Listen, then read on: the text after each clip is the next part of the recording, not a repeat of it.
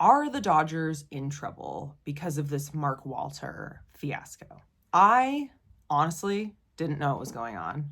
So I thought I would basically do a bunch of research and put together what I came up with, because this situation is a little bit hard to understand.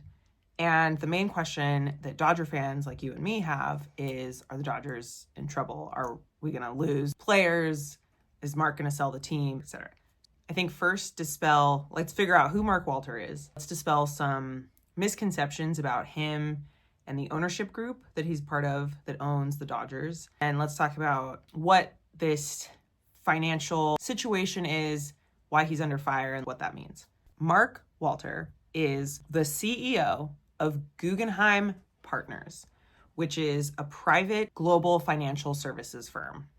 Guggenheim Partners manages over $345 billion worth of assets. One important thing to realize is Guggenheim Baseball Management, which is the group that owns the Dodgers, is not the same as the Guggenheim Partners group. Mark Walter owns 27% of the Dodgers. The group used cash from Guggenheim Partners investments to purchase the team for $2.15 billion in 2012. Supposedly, Mark Walter's personal contribution to this was $100 million. And Guggenheim Partners related businesses contributed $1.213 billion. We don't know exactly if that amount is true.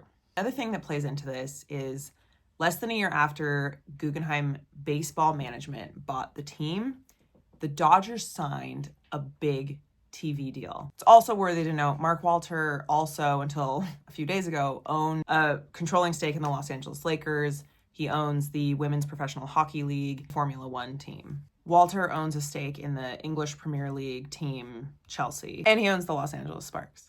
Now, Mark Walter has a lot of different businesses. He's a billionaire. Okay, so he has a lot of different businesses, a lot of different ways he makes money. One of his main businesses is he is an insurance provider. Insurance, at its most basic, is something that you or I pay into every month or even year. And that means if we get in a car accident, the insurance company, the car for our new car. That's pretty simple. How do insurance companies then make money? Well, what they do is they take the premiums and they bet that most people that pay these premiums, these fees, monthly or yearly or whatever, are not going to experience an accident. They take that money and they invest it, and the investment then makes the money more valuable, and so that's how they make money. In Mark Walter's case, he was using the premiums paid to his insurance companies to make loans, but he was making loans to the companies that he owns. This can actually be okay, but you have to disclose it. Why do you have to disclose it? Taxes. It's also the kind of thing that's like not okay if you do it a lot, and he was doing it a lot. He didn't disclose it.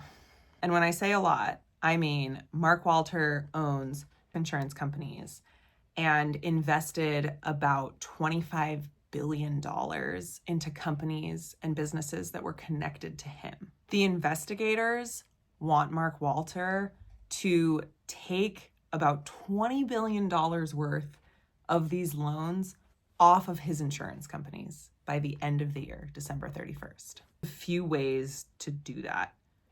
You can sell loans, like a company can sell your mortgage loan.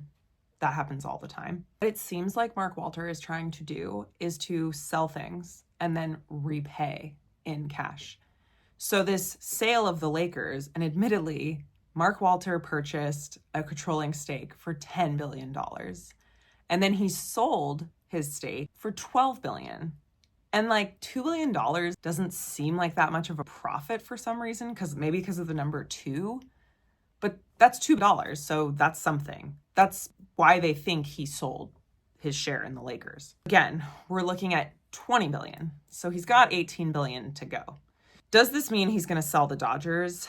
According to a lot of what I read in different articles and according to different experts, and I can definitely link the sources here, anything is on the table at this point. Mark, we know, looked into selling his stake in Chelsea, anything at point, but now we know kind of what his issue is and where he has to talk about if this is a problem for the Dodgers.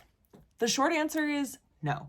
And as fans, I often don't understand why we worry about a billionaire's money.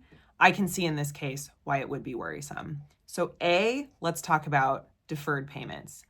Shohei's deferred payment, for example, not like Mark Walter is going to run out of money to pay him. That money that Shohei is owed is already in escrow, what we called. So it's being held basically in a safe place. And Shohei will get it eventually, according to the deal. The reason Shohei took that deal, we know, is for tax purposes, smart accounting. But there's not a situation where even if Mark Walter sells his stake in Guggenheim, that Shohei will not get paid. Shohei has that opt-out clause, but that's probably the subject of another video. One other thing I should mention, it's also known that Walter tried to allegedly get out of the Dodgers' very lucrative TV deal, and that was also a ploy to generate immediate cash.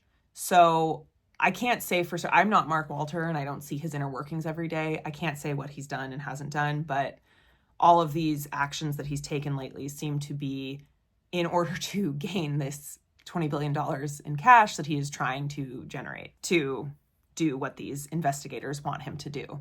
It's also important to note, Mark Walter has not been charged with a crime. That may come, but he is not going to jail anytime soon. What does this mean for the lockout? Dodgers, as we know, are ruining baseball. This situation honestly probably doesn't have an effect on the incoming lockout.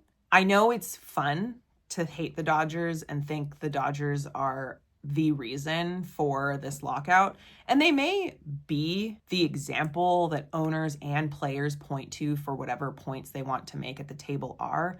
We do know for a fact the MLBPA, which is the MLB Players Association, their union, and the MLB have engaged in talks already for their CBA agreement, basically their collective bargaining agreement that is what they negotiate every couple of years, that gives players their rights, and it makes rules for how players get paid, and can there be deferred contracts, and is there a salary cap or floor. Different leagues organize this differently. I would say the NFL is probably the league we can think of with the strictest salary cap.